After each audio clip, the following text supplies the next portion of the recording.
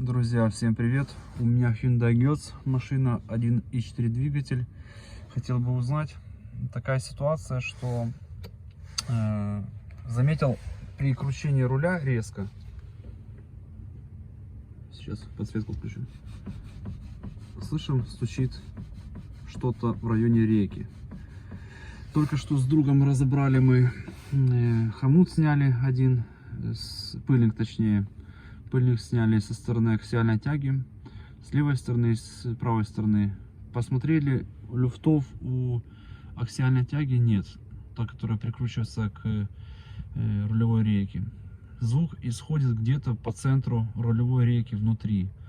Ну, я так понимаю, что может быть где-то втулка там вылетела. И из этого есть, я заметил, есть люфт самого штока. Когда вот резко дергаешь, поворачиваешь колесо, то немножко ходит и люфтит сам шток внутри рейки. И вот, может быть, он зубьями, червячным там, механизмом, где-то там у него есть люфт, и такой получается звук металлический. Вот слушаем.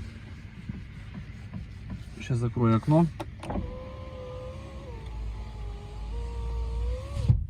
Слушаем.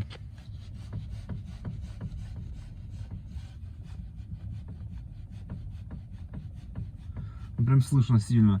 Когда завожу двигатель, то соответственно уже звук меньше становится, потому что там попадает туда масло, создается там вакуум. Понятно, что уже такого острого звука нет, он такой становится приглушенный. И, кстати, когда по трассе еду, то нету ударов на руль, то скорее всего это действительно внутри рейки что-то, вот само зацепление зубьев с червячным механизмом, где-то идет такой люфт.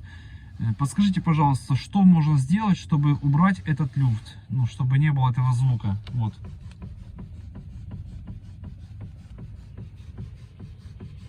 Звук есть, когда завожу сейчас, завел.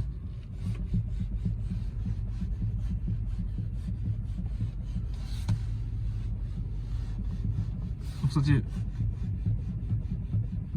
тоже громко слышно. Вот, получается, когда еду по неровностям, на руль ударов никаких нет. Когда вот резко руль кручу, идет люфт. Ну, я думаю, на видео услышите.